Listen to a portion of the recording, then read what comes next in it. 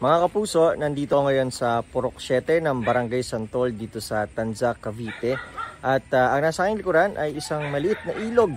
Pero kahit maliit, kapag daw malakas ang ulan at tuloy-tuloy ay umaapaw yung ilog na yan at umaapaw doon sa mga kabahayan na dinaanan namin kanina. Kaya kanina kasama yung mga taga-barangay ay nag-ikot-ikot na at sinusubukan na nilang palikasin ang mga nakatira dito sa Purok 7 para hindi na raw mangyari yung nangyari sa kanila noong nakaraang taon kung saan nagkagulatan na ang tubig sa ilog ay umakyat talaga sa mga kabahayan at kailangan na nilang gumamit ng lubid para lang makalikas. Siguro delikado na yung yung panahon. Ayoko naman i-risk yung buhay ng nanay ko kaya okay lang.